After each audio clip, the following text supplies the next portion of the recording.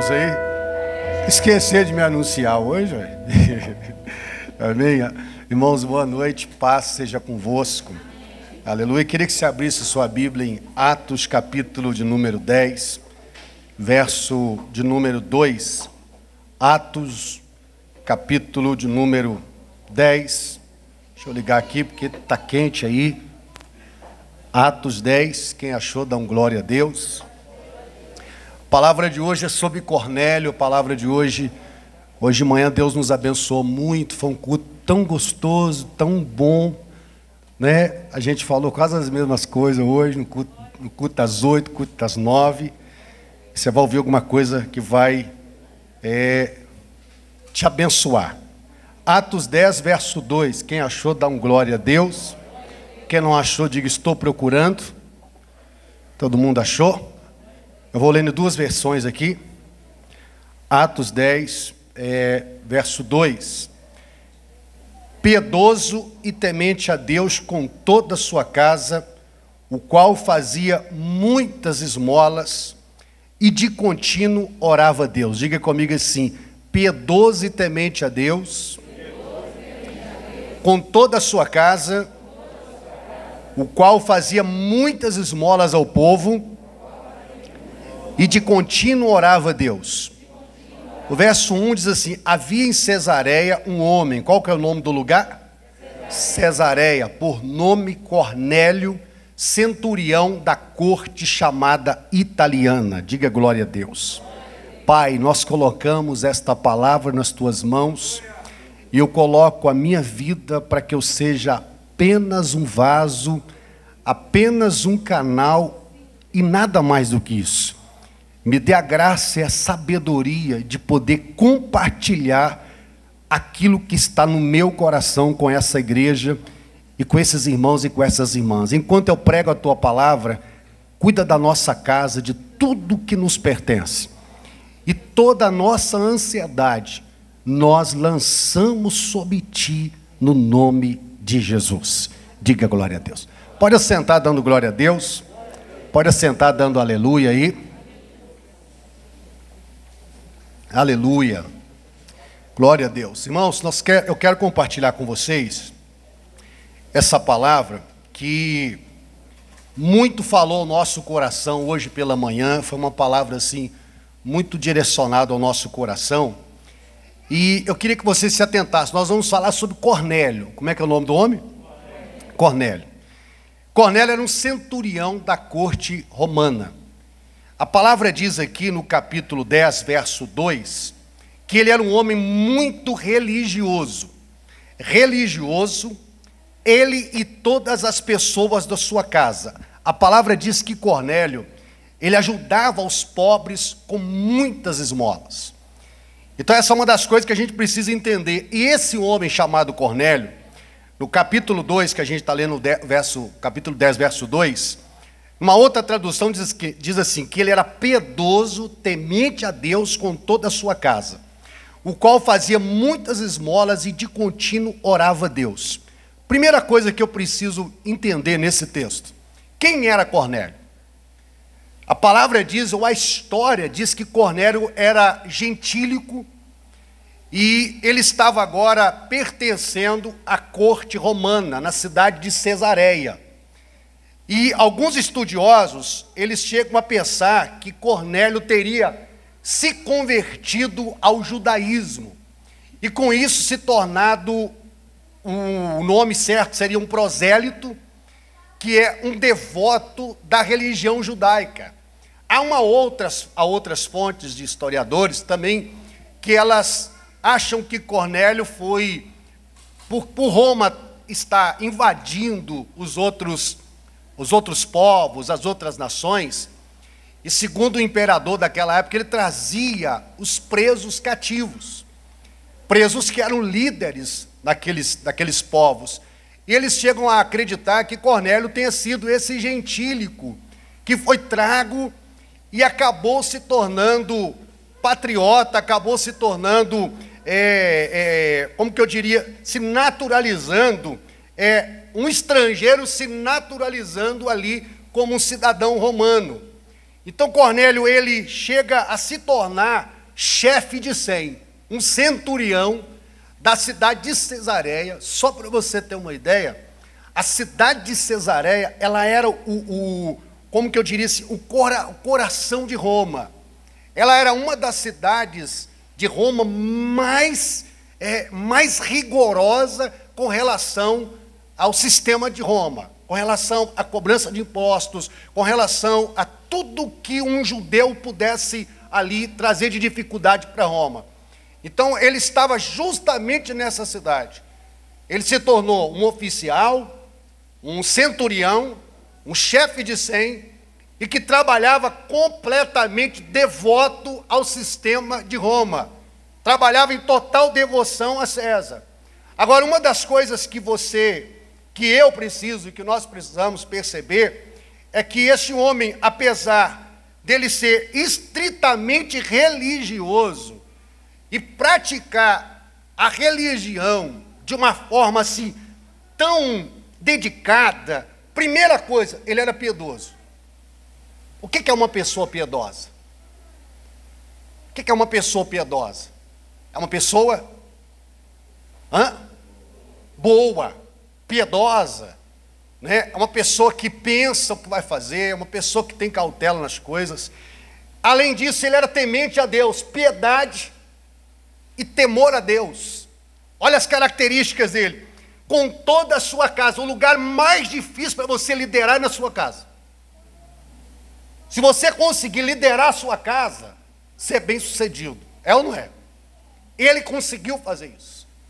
Ele, além de ser piedoso, de ser temente a Deus, e com toda a sua casa, ele conseguiu levar a esposa, levar os filhos, levar todo mundo no seu sistema de crença, na sua devoção, na sua dedicação. Olha, nós estamos aqui, eu sou um centurião da corte romana, mas eu quero agradar a Deus, ainda que eu não conheça, ainda que eu não sei quem esse Deus é, mas ele tenta de todas as formas buscar agradar esse Deus. E uma outra coisa que Cornélio fazia, e que muitos de nós deixamos de fazer, porque a Bíblia diz em Romanos 10:17 que a fé vem por ouvir a palavra de quem? De Deus. Então, às vezes, por nós não ouvirmos, nós paramos de fazer, que é dar esmolas. A Bíblia diz que ele fazia muitas esmolas ao povo. E olha que coisa linda. Além de dar essas esmolas, Cornélio orava, diz a palavra, de contínuo. Aí eu quero perguntar para você, como é que está a sua piedade? Você que diz, que confessa que é um cristão, como é que está a tua piedade? Como é que está o teu temor a Deus? Como é que está a tua casa? A tua casa vem com você, a tua casa está junto com você. Porque a palavra diz que Cornélio, junto com toda a sua casa, piedade, o temor a Deus, toda a sua casa junto com ele. Como é que está a tua vida de generosidade? Como é que estão as tuas esmolas? Como é que estão as tuas boas ações? Você dá um prato de comida para alguém que está passando? Como é que está a tua generosidade, né? Como é que está a tua vida? Porque a Bíblia diz lá em Tiago que se a gente vê alguém passar necessidade, vendo o teu irmão passar necessidade, Tiago capítulo 2, e fecharmos-lhes a entranha, ou seja, a gente olha, vê a necessidade, e a Bíblia, ela é muito maravilhosa, ela diz assim, você tendo necessidade, você tendo condições, e não socorre, você fez o quê? Você pecou. Está escrito na Bíblia, Deus não está dizendo assim, se você não puder, você não pecou, aí você não peca. Mas se você puder ajudar, e você não ajudar, e você falar assim, que Deus te abençoe, e fazer uma oração, a Bíblia diz que você pecou. Então Cornélio, ainda não cristão, ele é um exemplo para muita gente. Um exemplo para muita gente de piedade. Um exemplo para muita gente de temor. Um exemplo para muita gente de um homem que conquistou a liderança dentro da sua própria casa. De um homem que, agradou a comunidade de Israel. Você vai ver Pedro falando disso lá na frente, que ele agradou a comunidade de Israel. Todos de Israel admiram a piedade dele, admira a conduta dele. Olha que coisa extraordinária. E a Bíblia fala sobre isso. E outra coisa, como é que está a tua vida de oração? Quando o Cornélio, ele tem a visão que nós vamos falar dela agora, ele fala para Pedro, quando Pedro chega para encontrar com ele, assim, ó, há 4 dias eu estava orando, há 4 dias eu estava em jejum, quando o anjo de Deus veio falar comigo. Você quer que Deus fale com você? Você quer ter experiências fortes com Deus? Você tem que orar. Você vai ver que toda a Bíblia, toda pessoa que estava orando, Deus visitou ela. Toda pessoa que estava orando, Deus foi ao encontro dela. Então Cornélio é alguém que está orando incessantemente. Diz a palavra que ele orava de contínuo. Não é uma oração na segunda, na terça falha. Não, era uma oração de contínuo. O tempo todo orando. E é lindo isso em Lucas capítulo 12, 33. Olha o que Jesus fala com relação às esmolas. Vendei o que tendes e dai esmolas. Lê a sua Bíblia aí. Fazei para vós bolsas que não se envelheçam, tesouro nos céus que nunca cabe, onde não chega o ladrão e a traça rói. Olha o que a Bíblia diz no verso 34.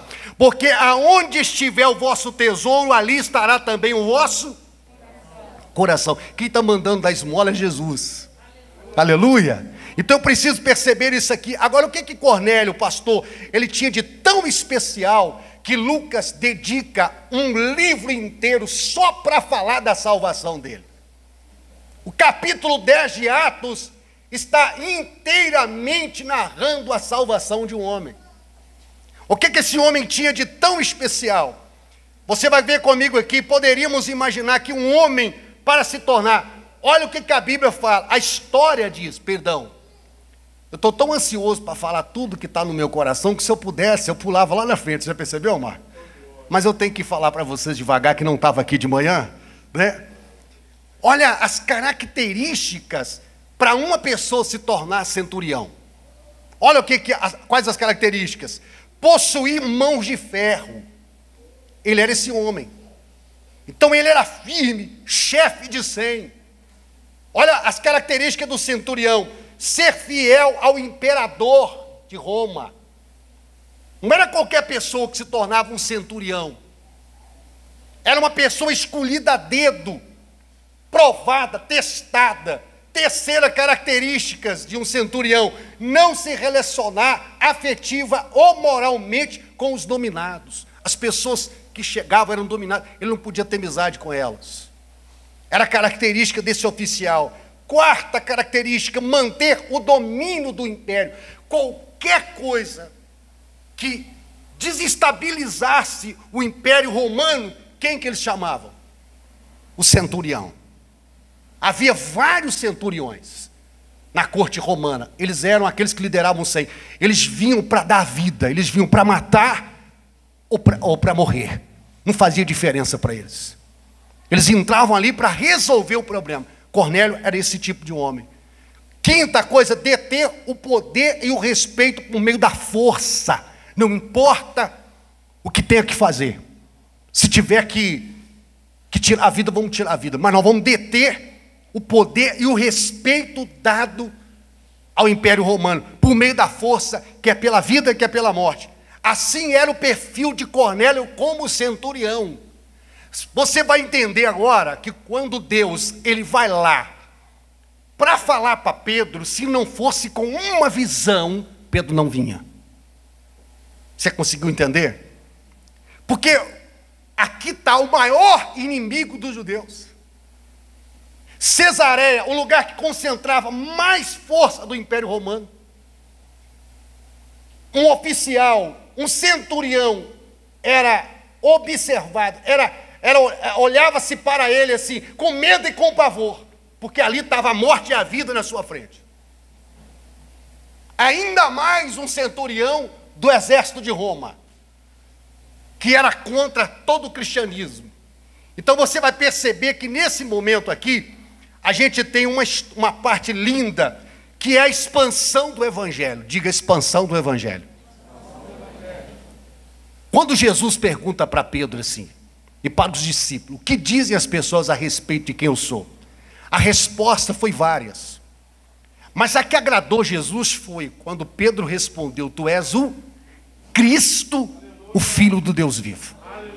Naquele momento, Jesus ele devolve a palavra para Pedro, dizendo assim: tu és Pedro, e sobre essa verdade que você acabou de dizer, eu edificarei a minha igreja, e as portas do inferno não prevalecerão contra ela. Aí Jesus ele dá a chave, entrega a chave na mão de Pedro, dizendo: olha, o que você ligar na terra será ligado no céu, o que você desligar na terra será desligado no céu. Mas talvez nem o próprio Pedro tivesse a ideia do tamanho daquela palavra, de onde aquela palavra iria se chegar. Aí você percebe que o livro de Atos, a expansão do Evangelho, a salvação começa com a salvação de um judeu, né, que foi o apóstolo Paulo, lembra disso? Que foi salvo. Aí depois, logo em seguida, vem a salvação do eunuco, através ali de Filipe, evangelizando em Cesareia. Depois você vai perceber que vem a salvação dos samaritanos. E aí chegamos à salvação de um centurião em Cesareia, chamado Cornélio. Você vai perceber que o evangelho vai crescendo e vai chegando em todos os lugares. Eu quero dar uma palavra de Deus para você nessa noite. O evangelho de Jesus é poderoso para entrar em todas as camadas da sociedade. Aleluia. Sabe, em todo domínio, não há nada que segura. Aleluia. Não há nada que impede. Agora, olha as características. Se você olhar do ponto de vista humano, natural, você vai dizer assim: pastor, é impossível um centurião romano ser salvo. O que tinha nesse homem? A Bíblia mostra. Além de ter todas essas características para se tornar um soldado romano, a Bíblia mostra as outras características que ele tinha. E isso é muito lindo. A Bíblia mostra que ele era piedoso, que ele era temente a Deus, que ele era um homem de oração, que ele era um homem de generosidade. Sabe o que a Bíblia está dizendo? Que não importa a camada social que você chega, não importa o nível intelectual que você tenha, não importa onde você chega, você pode agradar a Deus. Está aqui a prova. Aí eu vejo muita gente que quando ela prospera, quando ela cresce, ela larga Jesus. Sabe a conclusão que eu chego? Que ela nunca se converteu, porque está aqui alguém que nunca se converteu e está agradando a Deus. Está chamando a atenção de Deus com a sua vida.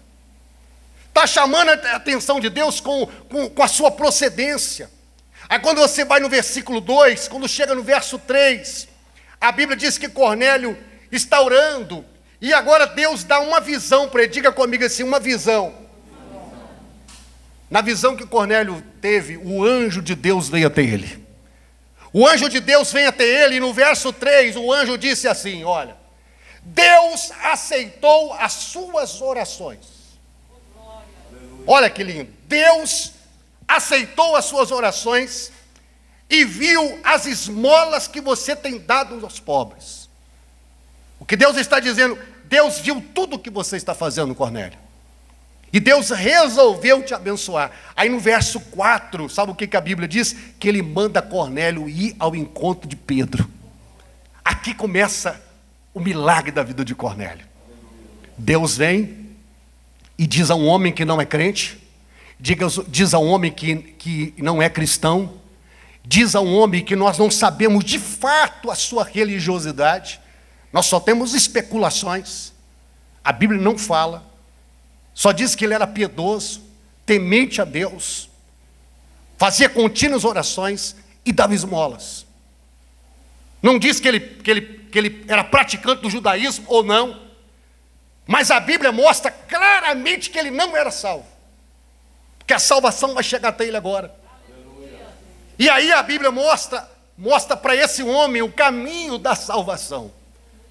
E aí o anjo disse assim: você vai a uma cidade chamada Jope, E lá na casa de Simão, o curtidor de couros, você vai encontrar um homem chamado Simão, que tem o sobrenome de Pedro. Olha para mim, irmãos, quando é uma visão de Deus, não tem dúvida, não tem erro. Deus dá um nome, Deus dá o lugar, Deus dá a rua, Deus dá o endereço, Deus dá tudo.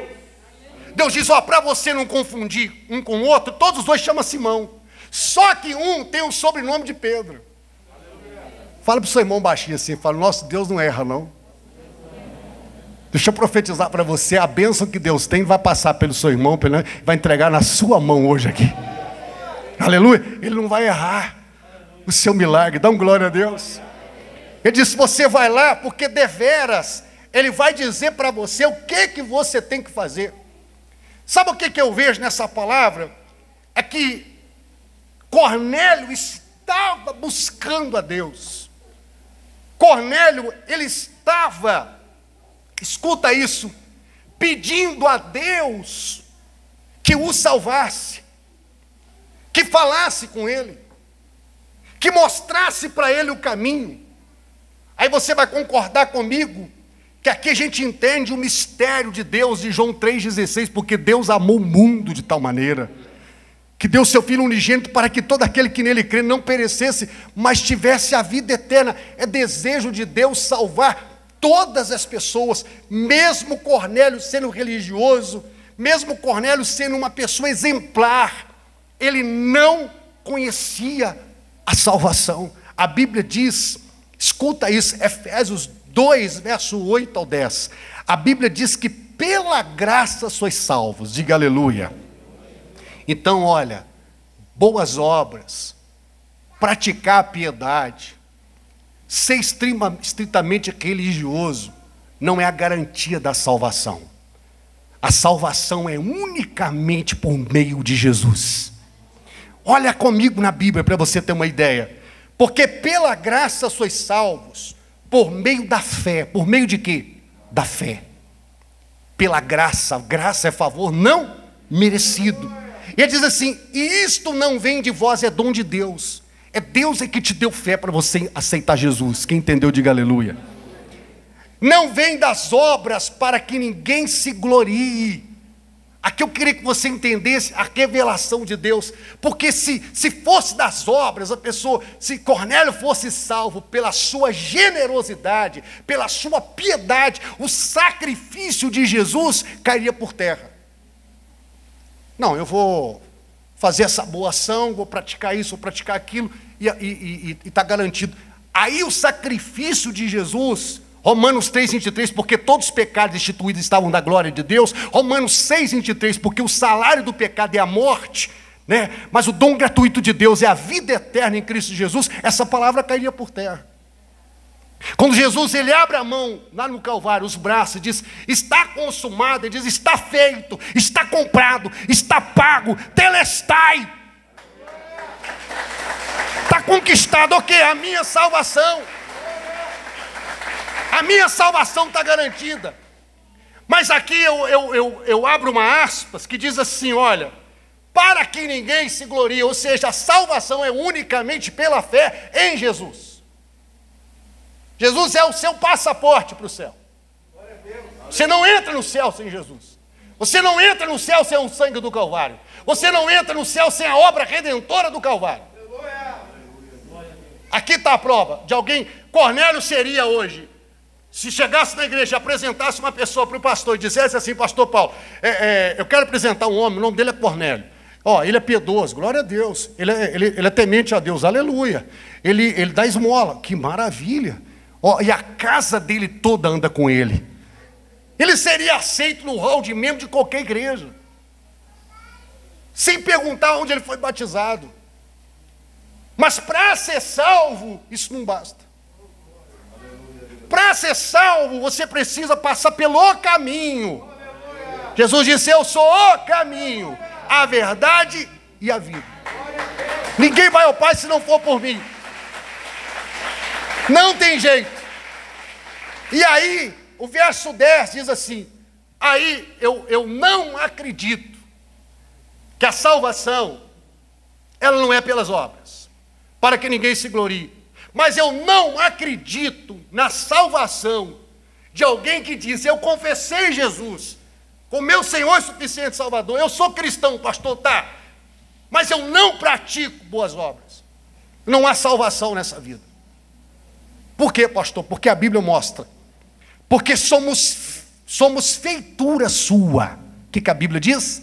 Somos feitura sua, criados em Cristo Jesus para todas as boas obras que Deus preparou para que andássemos nela. Então, uma vez que você tem Jesus no seu coração, diga aleluia, você vai praticar boas obras. Você vai ser solidário ao pobre. Você vai ser solidário a alguém necessitado. Você vai ser solidário ao seu pai e à sua mãe em casa. Você vai ajudar de alguma forma, porque você tem o coração de Jesus. Se isso não está acontecendo, tem algum problema com você. Porque a Bíblia mostra com muita clareza isso. Você pode dar um glória a Deus? Você pode dar uma aleluia? A palavra de Deus diz em Romanos 2,11 que para com Deus não há acepção de pessoas. Diga glória a Deus. Eu falei isso aqui no batismo, que nem toda pessoa que batizou é salva, sim ou não? Mas que todo salvo é batizado. A mesma coisa é, as obras, a salvação não é pelas obras. Sim ou não? Sim, mas todo salvo pratica boas obras. Dá um glória a Deus aí. Todo salvo pratica boas obras. Porque Deus está dentro dele. Você pode dar um glória a Deus? Para a gente finalizar essa palavra, o tempo é pouco, né? A Bíblia diz que Deus dá o endereço, Deus dá o lugar, Deus dá a casa, Deus mostra. E quando eles chegam na casa de Pedro, na casa de Simão, né? Quando eles chegam lá, Pedro diz a Bíblia no verso 9 que ele estava em oração. Dá um glória a Deus. E ele estava com fome. E eles foram preparar a comida para Pedro. Está no verso 9. Pedro subiu ao terraço para orar enquanto eles preparavam o seu almoço. E é interessante que a Bíblia diz que ele tem um arrebatamento de sentidos e abre o lençol, e o lençol com 4 pontas desce com um vaso cheio de todos os animais que haviam na lei, principalmente os quadrúpedes, animais com unhas fendidas que os judeus jamais comeriam. E aí desce esse lençol, e como os judeus eram fixos às leis mosaicas, leis morais e cerimoniais que cuidavam da alimentação deles, então o judeu jamais faria isso. Deus estava trabalhando com Cornélio, dá um glória, mas estava trabalhando com Pedro, que era preconceituoso com relação aos gentios, com relação ao povo de outra raça. E aí, nesse momento em que Pedro recebe essa visão, ela acontece por 3 vezes. Quantas vezes? 3. Quantas vezes Pedro negou Jesus? 3. Quantas vezes Deus foi restaurar ele lá na praia? 3. Fez a pergunta para ele 3 vezes: Pedro, tu me amas? Ele respondeu: sim, Senhor, tu sabes que eu te amo. Pedro, tu me amas? Senhor, tu sabes que eu te amo. Pedro, tu me amas? Senhor, tu sabes que eu te amo. Talvez Pedro não entendeu na hora que Jesus falou assim: então apacenta os meus cordeiros, os meus rebanhos, os meus rebanhos, os meus cordeiros. Você não entende hoje, mas vai significar lá na frente um Cornélio. Oh! Você conseguiu entender? Na hora ele não entendeu, não. Tá bom, Senhor, eu te amo, mas era para ir mais longe do que ele imaginava. Isso está acontecendo aqui agora. Aí o Senhor falou: mata e come. Ele falou: jamais vou comer alguma coisa que é imunda. De novo: mata e come. Jamais vou comer alguma coisa que é imunda. Mata e come. Ele falou: esse negócio de me perguntar 3 vezes.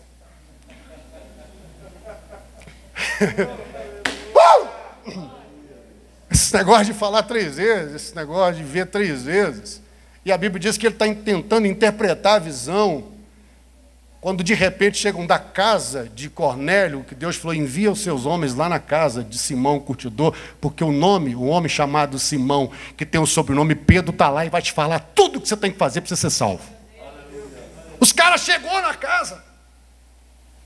Aí na hora que Pedro está assim, ó, 3 vezes já. Mata e come. Ah, meu Deus do céu, mata e come. Não come, não come. O Senhor falou para ele, não considere imundo o que Deus purificou. Deixa eu falar para você uma coisa. Sabe aquela pessoa que você acha que não merece a salvação? Não foi o seu sangue que foi derramado por ela.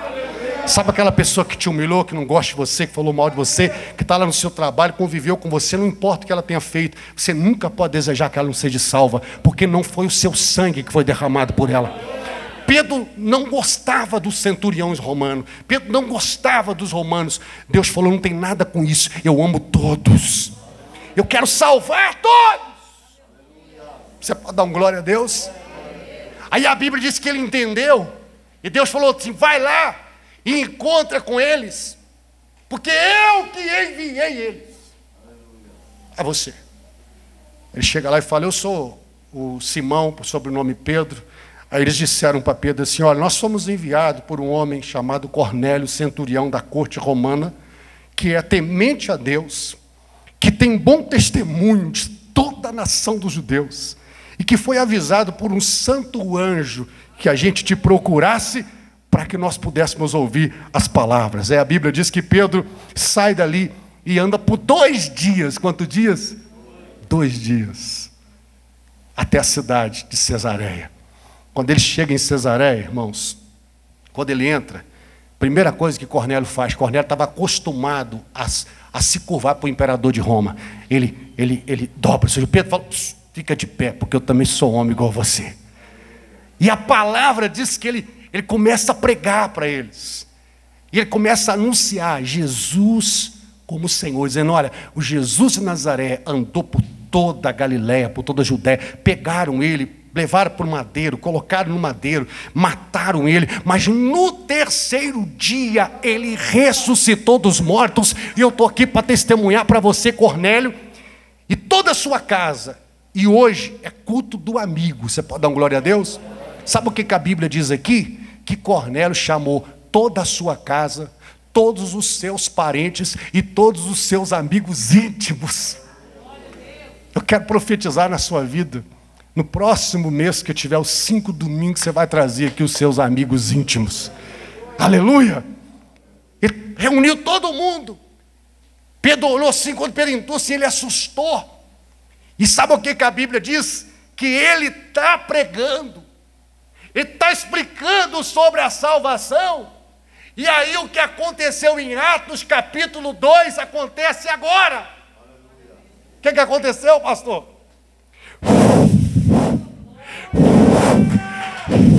O que aconteceu? O Espírito Santo, que até então era propriedade só dos judeus.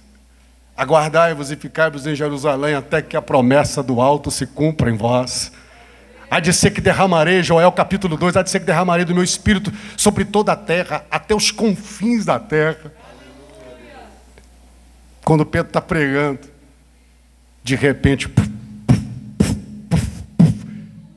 eles nem tinham sido batizados, eles nem tinham aceitado Jesus, mas a palavra de arrependimento entrou no coração deles, e naquela hora, o Espírito Santo desceu. Não julgue uma pessoa, você conhece por fora. Deus conhece por dentro. Tem gente que você acha que não vai estar no céu com você. Ah, meu irmão, você está enganado. O Espírito de Deus está fazendo a obra no coração dessas pessoas. Sabe? Cornélio é um exemplo. Os gentios todos ali é um exemplo. Para quebrar com toda a religiosidade que a gente tem de achar que só a gente é que sabe, é só a gente que conhece. Quem discerne isso é o Espírito. E aí o Espírito batiza. Aí o pessoal da circuncisão que está aqui, ó, eles olham admirados, olharam para Pedro e falaram assim, olha, mas o Espírito Santo, que a promessa só nossa, foi derramado também sobre os gentios. Aí confirma a natureza de Cornélio agora sobre os gentios. Aí Pedro, já não entendendo mais nada, já ali sem saber, sem controle, sem domínio de nada, ele disse assim: pode alguém recusar água? Aleluia. Se ele está com sede, dá de graça. Aleluia. Que a única explicação que eu tenho para dizer é que o Espírito Santo não é meu, não é propriedade minha, não sou eu que derramo, é Ele que faz, é Ele que derrama, é Ele que realiza, é Ele que faz acontecer. Cabara chorai. Dá um glória a Deus, fica de pé no seu lugar. Você pode dar um aleluia, você pode dar um glória a Deus. E a Bíblia diz que eles foram todos batizados. Você pode dar um glória a Deus? A pastora Silvana falou assim: e aí, o que aconteceu? De manhã você não falou. Estou falando agora. A mulher, né, acompanha tudo, né, Cláudia? Acompanha tudo.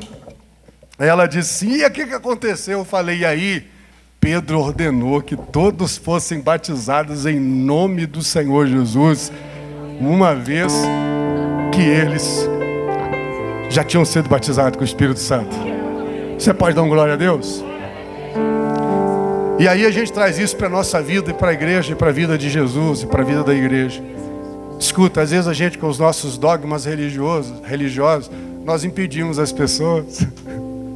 Não, ele não pode porque ainda ele não pode porque ele não fez profissão de fé, ainda não fez pré-batismo. Onde é que está escrito isso na Bíblia? Como é que você vai fazer com o capítulo 10 de Atos? Eles não foram batizados nas águas, mas foram batizados com o Espírito Santo. E logo em seguida cumpriram o ídolo de Jesus. Claro, claro. Mas quem faz a obra é o Senhor. Aleluia. Quem faz a obra, quem realiza, quem trouxe você aqui hoje foi o Espírito Santo. Eu lembro de uma irmã que estava para batizar. E aí ela virou para mim e falou: pastor, eu estava batizando, estava lá dentro daquele clube lá de Piracicaba, estava batizando lá naquela virada. Era o meu segundo batismo na cidade. E ela veio, e alguém disse, eu estava dentro da água, alguém falou: pastor, o irmão fulano quer batizar, a irmã fulano quer batizar. Mas ela está fumando ali fora. Aí eu olhei, e ela lá.